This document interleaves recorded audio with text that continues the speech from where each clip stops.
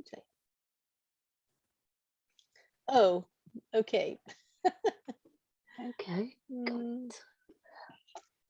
Okay, sorry, I was having a bit of a problem with my camera the other day, so I went off for a minute, but here I am back. So this is Lisa Miles, and I have the absolute awesome privilege and pleasure to be talking to Melissa Royle Guimareas tonight and Gail Trent. So very different authors, so you're going to be really excited to hear from both of them, have a little bit of a conversation. And we're being joined online by Philip McAdams, who is all the way from Virginia. And I think Molly's just joining us as well. And Molly is also in England, I think. I don't think she's in Scotland. Anyway, so without too much more of ado, hi Molly, welcome. I will just introduce us to Melissa. And just before we started recording, Melissa was talking very interestingly about her lifestyle, which has in a way contributed to her writing. So Melissa has written a young adult fiction called The Girl Who Woke Up, which I have read, and it's amazing. So Melissa, tell us about writing and the way you live your life, which is a bit different from the way many people live their lives. Yeah. Well, yeah, as I was saying, for the last few years, I've lived and been traveling in a motorhome. So it kind of left me with less space, you know, less workspace, let's say, less things like, you know, electricity and stuff that you had to be careful and had to be very economical with. So I had to, and I'm a creative person, so I needed an outlet and something that wouldn't take a lot of space and resources. So yeah, I thought about writing, and I thought, yeah, I'd like to try. I'd like to see if I could do it, because it's something that I'd never done. I was a designer. My background was design in advertising, so it was, you know, digital design, and it just seemed to translate and to cross over quite nicely. Yeah. Brilliant. And it was something that I could do anywhere, you know, anywhere. And I actually started, writing just notebooks, and then kind of progressed on to, because you don't want to be writing too much in your notebooks. You need to type it all up. Which is a lot to do. Well, I guess that sort of talks about you as a contemporary writer, because of course in the old days when I first started writing, I still confess to having a ton of notebooks with half-finished I've got loads stories. of notebooks. I love notebooks. Yeah. But you do need to get it all. I did a lot of actually, voice to text, to get it all done in the end, and now I do just type it up straight away, because it saves a lot of time. Yeah. So where did the inspiration for The Girl Who Woke Up come from? Well, it was actually the place where I'd set the story, which was based on a place that I spend a lot of time in Portugal. And I was actually staying there one summer and thinking, wow, if I was a teen, if I was like 15, I'd probably be bored out of my mind if I had to spend the summer here, and with nothing to do. And I thought, what if I wrote a story about a teenage girl who actually came to stay in a place like this with her grandparents, no internet, no shopping malls, nothing, no discos, anything like that. And what if she actually had the best time ever and actually discovered herself? Wow. So it was, that was the main inspiration, was that place. And then the name of the book just came to me. I thought, oh, I wonder if I could actually do it. I wonder if I could actually write a book. And you have, and you've published, and yes, which is great. And you got some really good reviews as well. Melissa, do you want to read a little extract from The Girl Who Woke Up from us? Yes, I'd love to. Yeah. Brilliant. Thank you. So I'll read. This is chapter 3, the beginning of chapter 3, when she's just heading off. So she's had this news that her dad has kind of It's ruined her summer because she was supposed to be going and celebrating her birthday with her best friends in Ibiza, you know. So it was going to be like beach and partying, and so it's just been cancelled. So she's just on her way to Portugal to spend the summer with her grandparents. So yeah, so this is chapter 3. Okay. Last call for flight BS 242 to Lisbon. Please go to gate 14 for immediate boarding. The announcement sounded over the loudspeaker. Let's go, Clem, vamos embora. Clementina and her uncle dashed through the departure lounge. Not that she felt any kind of urgency to make the flight. All the better for her if they missed it as far as she was concerned. She thought she might get her wish when halfway to the airport her uncle realised he'd forgotten his passport, forcing them to rush back to his flat in heavy traffic. As luck wouldn't have it, they made it to the gate with no time to spare. The crew were already closing the security doors. The gate attendant, irritated by their lateness, snatched the boarding passes from her uncle and ushered them quickly along the jetway. Stepping onto the plane, Clem's stomach tightened while she wiped her clammy palms on her jeans. It wasn't that she didn't like flying, she was fine with that. There was just something about being stuck in that small space, strapped into a cold, uncomfortable seat for hours, with no way of escape. A stunningly attractive female cabin crew member hurried them down the aisle to their seats. Clem noticed her flawless makeup and immaculate hair, only wishing she could be half as pretty as her. She blushed when they arrived at their row to find an incredibly cute guy sitting in the aisle seat. Clem smiled and tried to act cool as she opened the overhead locker. Unfortunately for her, it had been packed to the brim with onboard magazines and newspapers, which came tumbling out, virtually burying the incredibly cute guy. Oh my God, I am so sorry, Clementina squirmed with embarrassment as a grumpy older cabin crew member scrambled to clear up the mess. Uncle Luis took her hand luggage from her. Well, Clem, what have you got in here? He commented as he heaved up the deceptively heavy wheelie bag and shoved it into the overhead locker. 2 months is a long time, and I didn't even bring half the clothes I needed, she replied. Oh, I wouldn't worry, Clem, her uncle said as they settled into their seats. I don't think you'll be needing many outfit changes in dead town Oldsville, he joked.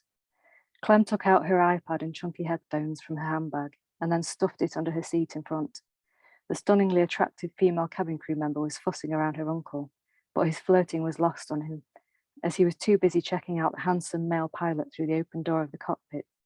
Clem chuckled to herself at the observation while she put her headphones on and selected an episode of Keeping Up with the Kardashians to watch.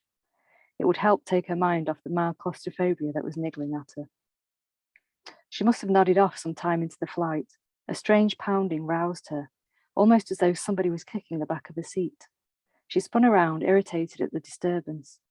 Hey, do you She trailed off as she suddenly realised she was no longer in her seat, but rather standing alone, in the dark.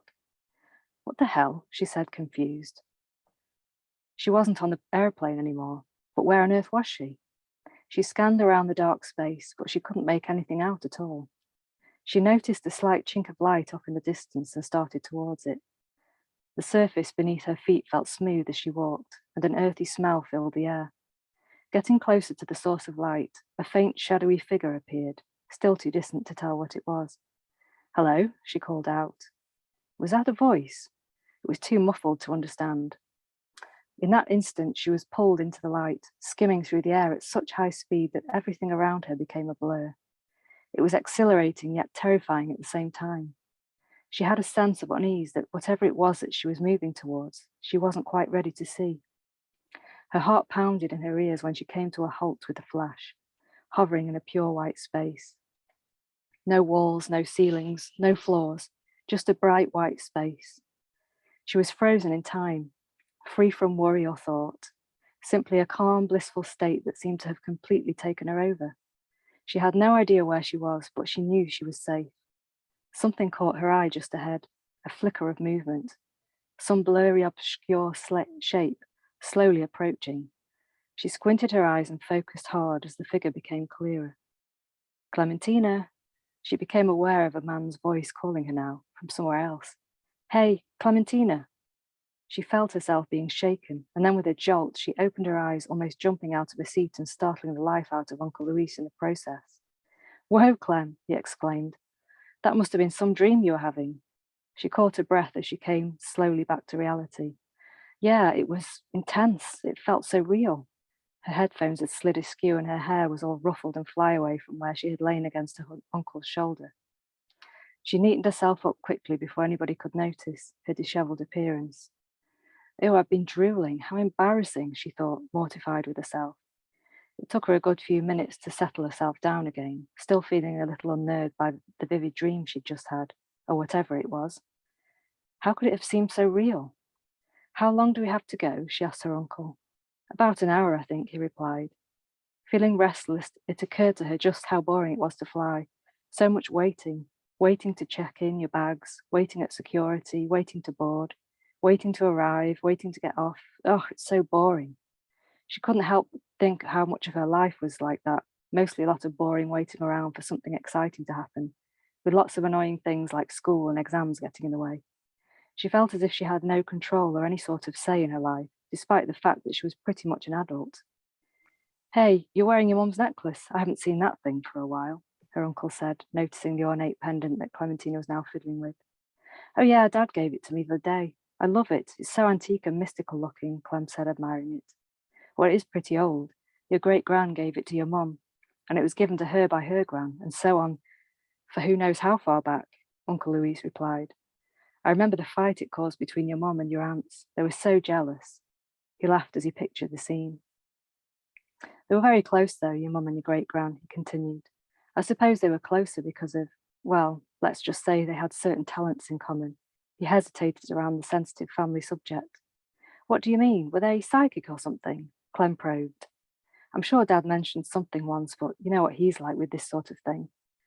Yeah, he always was a skeptic. He used to hate it when your mum would grab his mug to read his tea leaves right after he'd finished his morning cuppa, her uncle said. Some say it's a gift, he went on. It supposedly runs in the Oliveira side of the family. Your mum and great-gran definitely had it, and hey, maybe you got it too, he nudged her playfully. Mind you, it's not something that was ever really discussed openly around your gran. It kind of freaked her out a bit. You know how superstitious she is. Clem sat back and thought about the possibility of being psychic. Seeing the future quite appealed to her, but seeing ghosts, she'd rather do without that. More of a curse than a gift, she thought, as a shiver crept up her spine. Not wanting to dwell on the subject, she pulled her headphones back and distracted herself with some music for the remainder of the flight. Wow, thank you so much. Thank you. That's great. I was really in that moment when, when she was as the young girl at awkward stage, everybody's beautiful, the cute guy, and then the sort of, the magazines. The self-consciousness, You really feel that. And I love the transition that you make into that other world that she doesn't know if it's real or not. This is kind of when it begins, and she's having these, these experiences that she doesn't understand, and these dreams, and this is the kind of the beginning of it, and finding out more about her family gift, the inherited psychic gift. Right. Yeah. Okay. Does anybody have a question for Melissa? Oh, she's got another short reading to do, but does anybody have a question before we move into the next part of her book?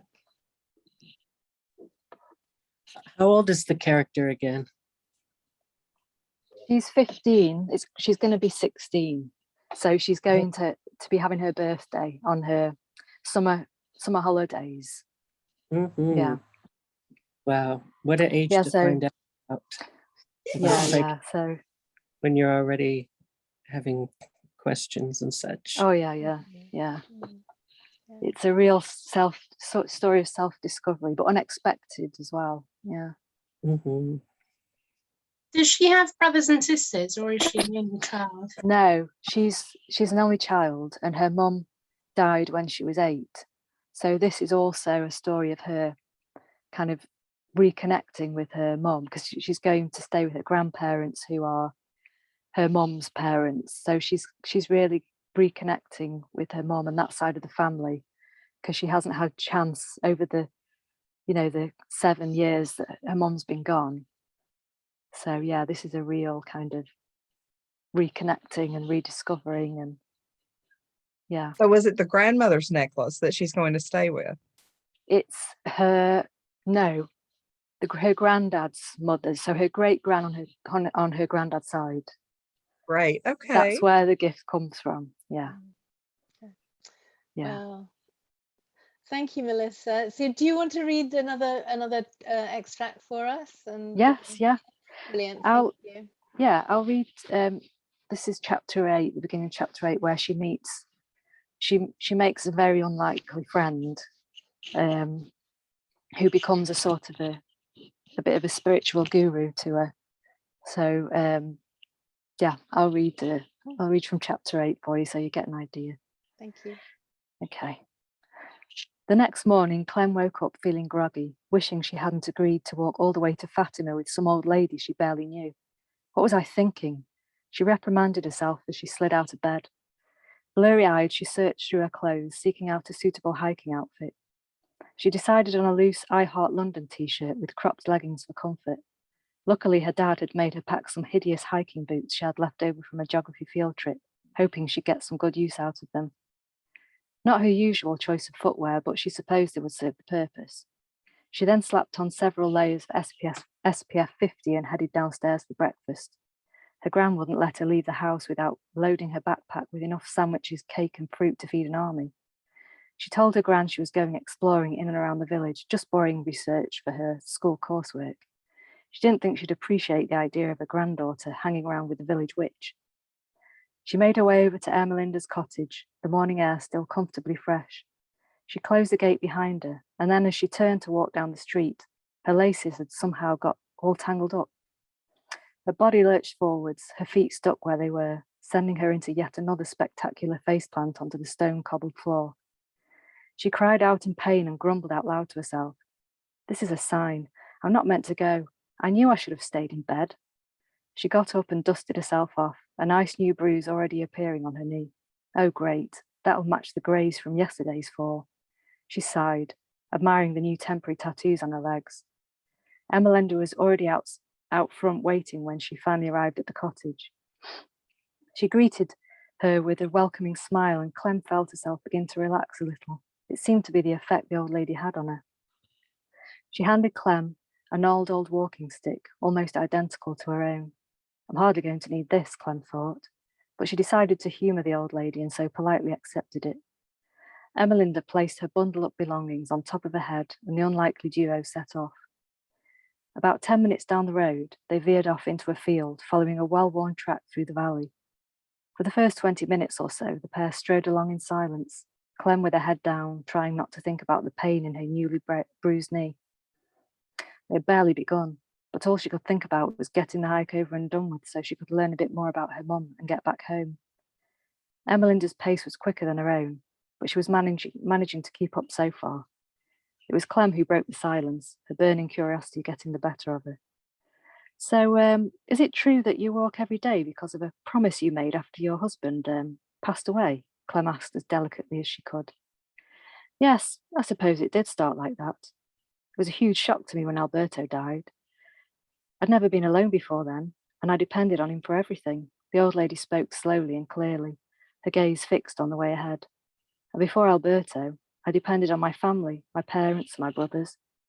Ermelinda continued her story in a very matter-of-fact tone. I felt I'd lost my purpose in a way. I needed something to keep me busy, distract me, if you like. No offence, but it sounds more like punishment to me. I mean, walking all this way, every single day, Clementina blurted out. Ermelinda laughed to Clem's relief. Well, maybe you're right about that. I suppose it was therapeutic for me.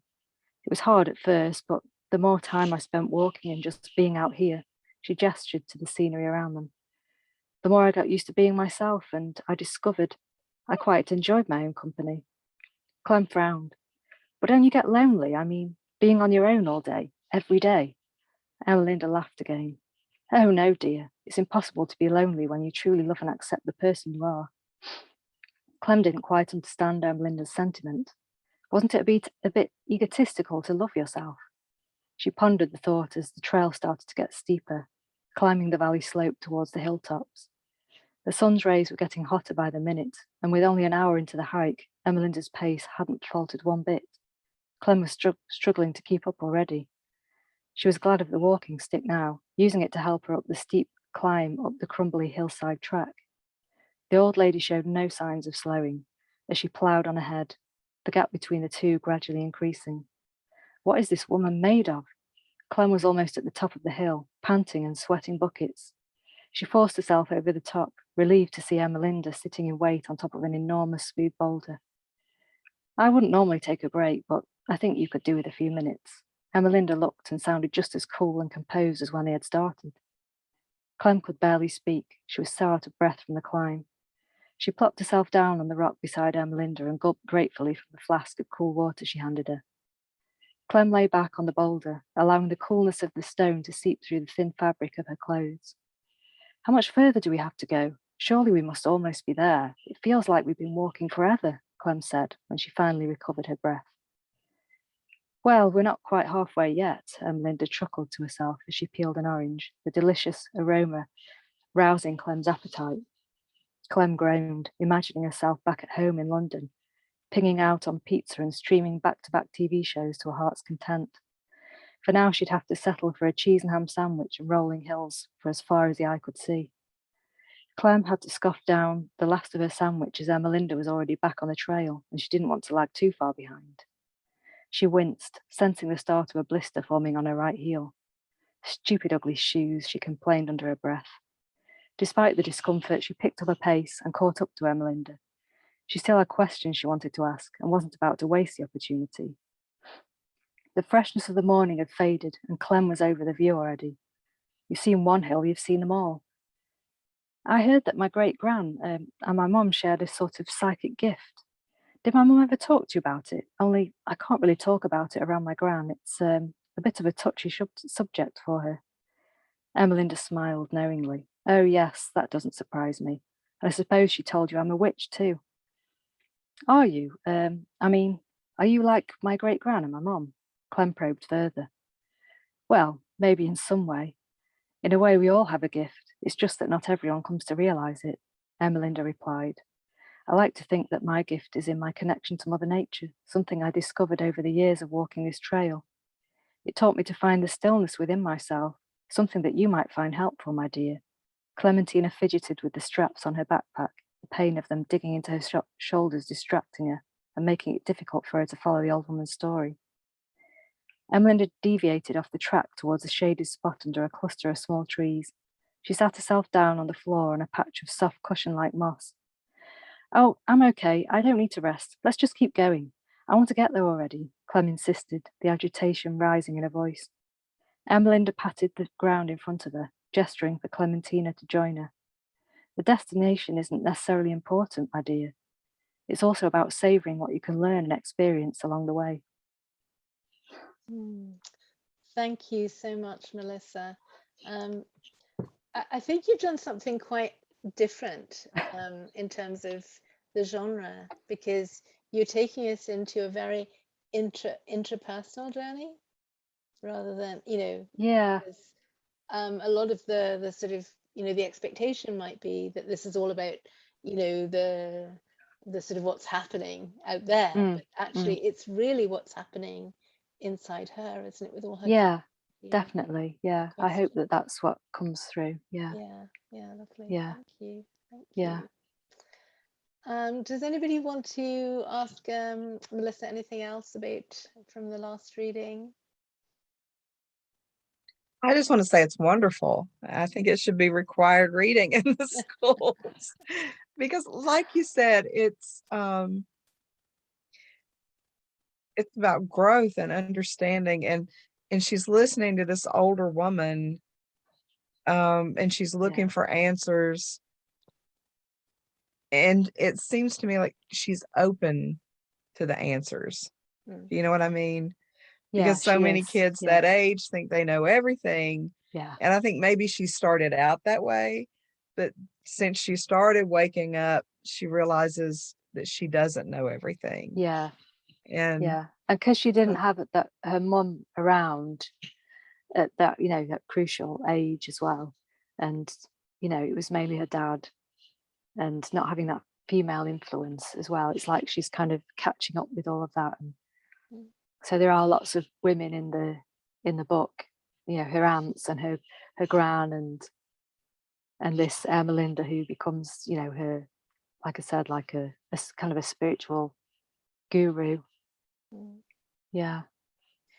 I think it Fantastic. will appeal to a lot of young women, and I say young women, but I'm also thinking of maybe young boys who are, you know, also on Yeah. that journey of, you know, who am I? Where do I fit? Where do I belong? Especially the more introverted boys, Yeah.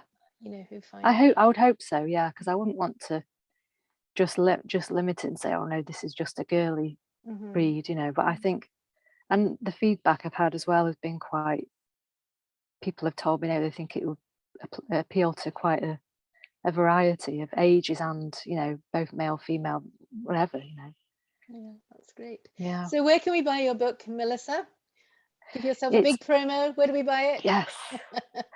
It's on Amazon, and it's on Amazon as ebook and paperback, and it's also on Kobo, Barnes and Noble, Apple, for now, and that, yeah. Brilliant. And if you want to go to my website, mjroyle.com, nice and simple, then you'll find all the info there and all the links. Okay, thank you. Yeah. So mjroyle.com. mjroyle.com. Brilliant. Yeah. Okay. Otherwise, you can find Melissa on Amazon, and she was Yeah. reading from The Girl Who Woke Up. Thank you. Okay, we're going to move over to the other part of the world. We're going to go to America and talk to the fabulous Gail Trent. Now, Gail, you have Gail Trent, Gail Leeson. So you write under a pen name, but people have they outed you with how did that come Yes, and about? actually, the funny thing is, I began my traditional career, I guess, as Amanda Lee, and it was a work for hire for Berkeley, and or it was NAL at the time, and then it became part of the Penguin Random House line. But since it was a work for hire, they wanted it to be where if I decided to stop writing or they decided they didn't like my writing anymore, if anything happened, then someone else could come along and write the books, a la Carolyn Keene, Nancy Drew. So that didn't happen, fortunately, and I wrote all 10 books in that series. But then my most famous series was with a name that I couldn't carry forward. So they suggested I become Gail Leeson, so I would be beside Amanda Lee on the shelf. So then I was still writing as Gail Trent and as Gail Leeson, but everybody was like, that's too fragmented and you need to put everything under one name so that your readers can find you. Okay. And so that's what I did with Gail Leeson. So going forward, I write as Gail Leeson, but most people still know me as Gail Trent, which is my actual name. Right. Okay. I know, it's It so gets convoluted, isn't complicated. it? Yeah, very complicated. Okay, so what got you? So you're in the cozy crime genre. Is that fair to Yes. say? Okay. So what started you in cozy crime? Well, I really like solving the mystery and weaving all those little threads, but I didn't like it to be overly bloody and gory and, you know. So, and I like the humor and the small town feel of cozy mysteries. Mm. I think that's fun. Um, Somebody asked me once, what is a cozy mystery like? And I said, kind of like Mayberry meets Desperate Housewives. So, um, there's a lot going on. People may not be exactly who you think they are at first. And you're just digging out those little secrets to see who committed the crime. Yeah, yeah. Now, one of the things I find when I'm writing my murder mysteries is I don't always know who the murderer is. Do you always know who the murderer is when you're writing your books? No, Yeah. not always. And so it became like a joke when I would have to write a synopsis with a contract. It was like, and this person is the killer. And then my editor and I were like, maybe. You know, Maybe because, that's the killer. you have to write the synopsis before you finish the book, but it was like, I don't know, somebody else might do it. Yeah. But it was really funny because sometimes I think if I'm surprised, the reader will be too. Yeah. And then of course, I did have one book where I made the killer a certain person, and the editor came back and said, no, this is too dark for a cozy, and you need to change the killer. So I had to go back and tweak a few things, in the beginning of the book, but mainly just change the last two chapters. And so it was, that was a little disconcerting, but Yeah. And really very liked my original. So you could have a darker side as well to your you could. A little bit, yeah. Okay, great. Now I'm really fascinated by the image behind. You've got a lady who looks as if she's floating over the banisters. What's going on there? Yes. Right. That would be Max. That's my ghost in the Ghostly Fashionista series. Okay. And I have the books, over here on the left. If you've ever seen Miss Fisher's Murder Mysteries, Yes. Yeah. I kind of patterned her after Phryne because my main character was someone who, going into book one, she was unsure of herself and frightened and just trying to make her way. She is fresh out of college and she didn't know what she wanted to do, and her parents had moved away, and she had her grandfather, which was wonderful because he's great. But it was really a case of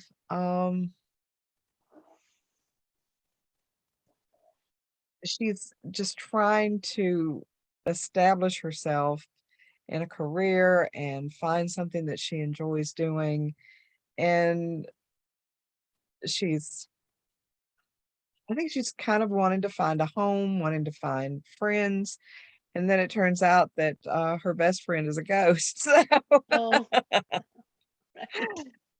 and That's a nice twist well, on my things. tagline was, what if you found out your lively new friend was actually not alive at all? My dead best friend, right?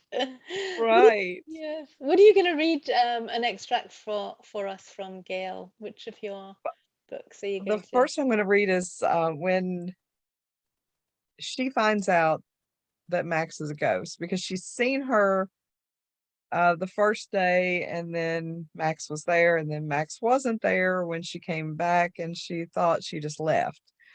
So So what is the this title? What is is the title of the book? the title of the book, I'm sorry, is Designs on Murder, Wonderful, thank you. because the heroine is opening up a vintage fashion shop, and she really especially likes things from the 20s, 30s, 40s, and 50s. Okay. So that is what she does. So the first thing the next morning, I went to the bank to set up a business account for Designs on You. That's what I decided to name my shop. I went to Shops on Main and gave Mrs. Measham my application. After she made sure everything was in order, she took my check for the first month's rent and then took me around to meet the rest of the shop owners. She introduced me to the upstairs tenants first. There was Janice, who owned Janice's Jewelry. She was of average height, but wore stilettos, had tawny hair with blonde highlights, wore a shirt that was way too tight, and was a big fan of dermal fillers given her expressionless face. Janice, I'd like you to meet Amanda, said Mrs. Meacham. She's going to be opening a fashion boutique downstairs. Fashion? You and I should talk, Amanda. You dress them and I'll accessorize them. She giggled before turning to pick up a pendant with large light green stone. With your coloring, you'd look lovely in one of these Amazonite necklace and earring sets. I'll have to check them out later, I said. It was nice meeting you. Janice grabbed a stack of her business cards and pressed them into my hand. Here, for your clients. I'll be glad to return the favor. Great, thanks. Next, Mrs. Meacham took me to meet Mark, a web designer. Everything about Mark screamed thin. The young man didn't appear to have an ounce of fat on his body. He had thinning black hair. He wore a thin crocheted tie. He held out a thin hand for me to shake. His handshake was surprisingly firm. Hello, it's a pleasure to meet you, Amanda. He handed me a card from the holder on his desk. Should you need any web design help or marketing expertise, please call on me. I can work on a flat fee or monthly fee basis, depending on your needs. Thank you, but are you aware that 50% of fledgling businesses fail within the first year? He said. I started to correct his stats, but I didn't want to alienate someone I was going to be working near. I thanked him again and told him I appreciated his offer. It dawned on me as Mrs. Meacham and I were moving on to the next tenant that she'd said the web designer was leaving at the end of the month, which was only a week away. I wondered where he was taking his business. The other upstairs shop was a bookstore called Antiquated Editions. The owner was a burly, bearded man who'd have looked more at home in a motorcycle shop than selling rare books. But hey, you can't judge a book by its cover, right? I made a mental note to tell Grandpa Dave my little joke. As you've probably guessed, I didn't have a lot of friends. Not that I wasn't a friendly person. I had a lot of acquaintances. It was just hard for me to get close to people. I wasn't the type to tell my deepest, darkest secrets to someone I hadn't known, well, all my life. The brawny bookman's name was Ford. I'd have been truly delighted had it been Harley. But had you been expecting me to say his name was Fitzgerald or Melville, please see the aforementioned joke about books and covers. He was friendly and invited me to come around and look at his collection anytime. I promised I'd do so after I got settled in. Then it was downstairs to meet the rest of the shop owners. The first shop on the left when you came in the door, the shop directly across the hall from mine, was Delightful Home. The proprietress was Connie, who preferred a hug over a handshake. Aren't you lovely? Connie asked. I did not say I doubt it, which was the first thought that popped into my brain, but I did thank her for the compliment. Connie herself was the embodiment of lovely. She had long honey blonde hair and wore a single braid. She had long honey blonde hair that she wore in a single braid. Large silver hoops adorned her ears, and she had skinny silver bracelets stacked up each arm. She wore an embroidered red tunic that fell to her thighs, black leggings, and Birkenstocks. But the thing that made her truly lovely wasn't so much her looks, but the way she appeared to boldly embrace life. I mean, the instant we met, she embraced me. Her shop smelled of cinnamon and something else, sage maybe. Melba, that blue is definitely your color, Connie said. By the way, did that sinus blend help you? It did. Mrs. Meacham turned to me. Connie has the most wonderful products, not the least of which are her essential oils. I could see that Connie had an assortment of candles, soaps, lotions, oils, and tea blends. I was curious to see what all she did have, but that would have to wait. I'm here to help you in any way I possibly can, said Connie with a warm smile. Anything you need, just let me know. We're neighbors now. Mrs. Meacham took me to meet the last of my neighbors, Mr. and Mrs. Peterman. Call us Ella and Frank, Ella insisted. She was petite with salt and pepper hair styled in a pixie cut. Frank was average height, had a slight paunch, a bulbous nose, and bushy brown hair. He didn't say much. Ella and Frank had a paper shop. They designed their own greeting cards and stationery, and they sold specialty and novelty items that would appeal to their clientele. For instance, they had socks with book patterns, quotes from famous books, and the likenesses of authors. After I'd met everyone, Mrs. Meacham handed me the keys to my shop and went upstairs. Although my shop wouldn't open until the 1st of September, she'd graciously given me this last week of August to get everything set up. I unlocked my door and went inside. I was surprised to see Max standing by the window. I started to ask her how she'd got in, but then I saw that there was another door that led to the kitchen. I imagined my space had once been the family dining room. Anyway, it was apparent that the door between my space and the kitchen hallway had been left unlocked. I'd have to be careful to check that in the future. But for now, I didn't mind at all that Max was there, or that it appeared she was wearing the same outfit she was wearing yesterday. Must have been some party. So you leased the shop? Max asked. I did. Congratulations. I wish we could have champagne to celebrate. I laughed. Me too, but I'm driving. Max joined in my laughter. I'm so glad you're going to be here. I think we're going to be great friends. I hope so. And I truly did. I immediately envisioned Max as my best friend. The two of us going to lunch together, talking about guys and clothes, shopping together. I reined myself in before I got too carried away. I surveyed the room. The inside wall to my right had a fireplace. I recalled that all the rooms upstairs had them too, but this one had built-in floor-to-ceiling bookshelves on either side of the fireplace. Does this fireplace still work? I asked Max. I imagine it would, but it isn't used anymore. The owners put central heat and air in eons ago. Just checking. I mean, I wasn't going to light fire to anything. I merely wanted to be sure it was safe to put flammables on these shelves. I could feel my face getting hot. I'm sorry. That was a stupid thing to say. I'm just so excited. And I'm excited for you. You have nothing to apologize for. How are you supposed to know whether or not the former tenant ever lit the fireplace? You're really nice. And you're too hard on yourself. Must you be brilliant and well-spoken all the time? Well, I'm certainly not, but I'd like to be. Tell me, what do you have in store for this place? She asked. I indicated the window. I'd like to have a table flanked by chairs on either side here.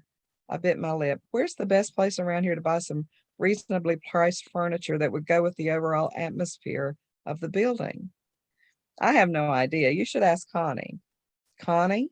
I was actually checking to make sure I'd heard Max correctly, but it so happened that I'd left the door open and Connie was walking by as I spoke. Yes? Max was telling me that you might know of a good furniture place nearby, I said. Max?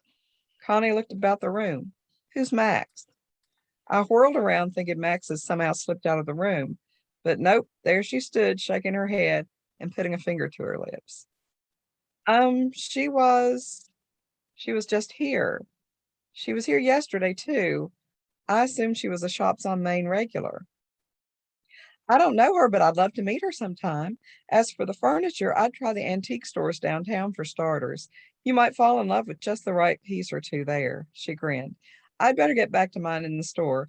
Good luck with the furniture shopping. Connie pulled the door closed behind her as she left, and I was glad. I turned to Max.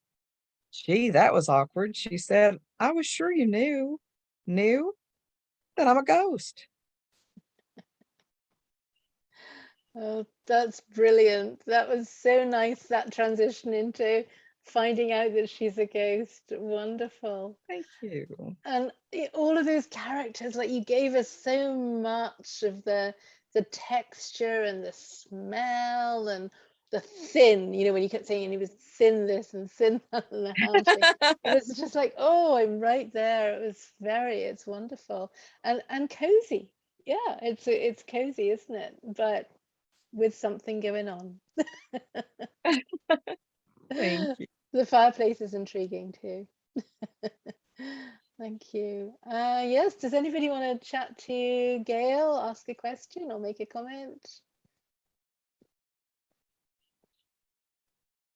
Yeah, that was very interesting. I love the writing. Where do you, like, how do you come up with like some of the settings that you have? I know with the Calamity Cafe that I've read, it's a, you know, you've got your down home cafe that she has, and how do you come up with some of those small town settings? Was very interesting. This book is actually set in Abingdon, Virginia. And this house right here on the cover of Designs on Murder is an actual building in Abingdon. It's the Greenway Trigg building. And it was Is that where they sell originally, the olive oil? excuse me? Where they sell the Yes, olive oil? yes. Oh, wow. Okay. I love that place. Oh, I know. And because way back when I worked at a law firm in town, I would walk there on my lunch break and it was a bookstore. And I would go in and select a book and then go out and sit on their porch and swing and read the book. And in the summer, it was wonderful. I loved it. And so I thought that's where I want to set my story. And I actually went and talked with some of the employees at the olive oil company, and I said, do you have any ghosts here? And they did tell me that, well, we think we've seen a man here, and that in the basement, a woman who worked there said that she thought she saw a little girl. And she said while she was downstairs, she felt a little hand slip into her hand. And I was like, that's the saddest thing. Wow. And she said that one of the incarnations of the building, it was originally built for twin daughters. The man built it so that the daughters could live side by side. And so the home is a mirror. Like when you go in the hallway and then you go over here and there's all the rooms, and then here's all the rooms, and then you can go upstairs, and it's very, very cool. So I changed it to Shops on Main so that it wouldn't be, so that I could make it whatever I wanted. They said that one of the iterations of the building was a beehive. And I said, they kept bees here? And she said, no, no, no. That was what they called a brothel at that time, was a beehive. And I was like, okay. I think Max would really got a kick out of that. So she's a funny character. Yeah, brilliant. Thank you, Gail. What a great story as well. A lovely backstory about the about where your setting is and why you chose to set it there. Thank you. Thank you. I put a lot of information in the author's notes at the back of the book, because I found so many things researching the book that was so interesting that had no place in the story, but I wanted people to know if they wanted to look further. Yeah, that's fabulous. Thank you. So you got another reading. You're going to read a second time for us? I am. I'm going to let you know who gets killed in the book. Oh, wow. Okay. Great. Thank you. Is this the same story or is this a different story? It's the same story. This is the same story. Great. Thank you. Okay.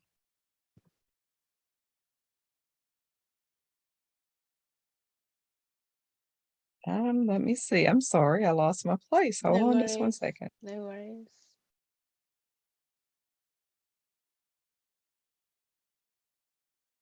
It's always the thing about being a writer when you're trying to do your readings and you've got, I don't know if you're anything like me, you've got little bits of paper here and there. It's like, which bit of paper was it I was heading for?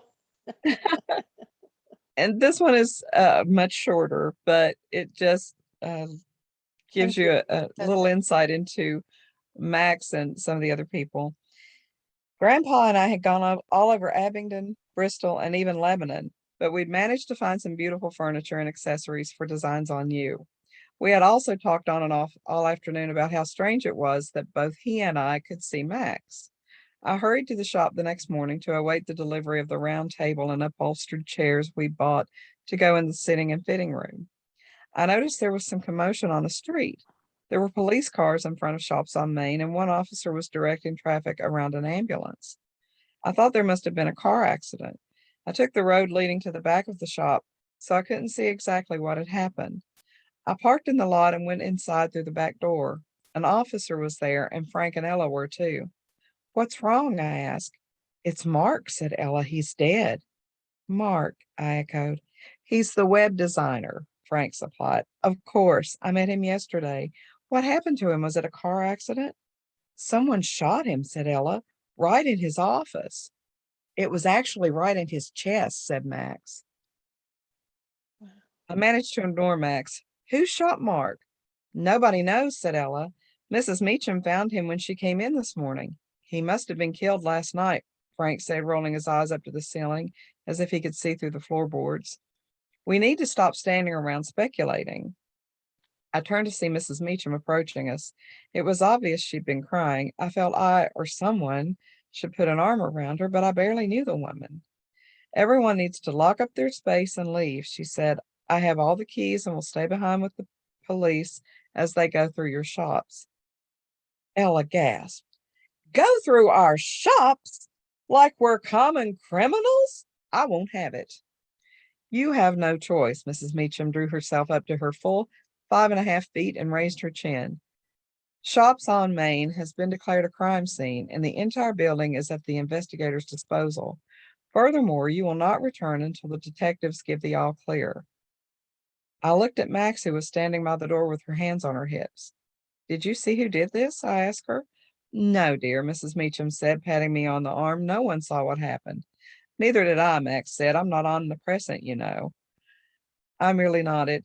I don't really have anything in my shop yet except for a few pieces of furniture, and I haven't unlocked the door yet this morning. Please let me know if you need me for anything, Mrs. Meacham. I will, dear. She gave Ella a pointed look. Thank you for your understanding and cooperation. I'll keep an eye on the investigation and let you know what I hear, Max said. Don't worry. It's hard not to worry, I said.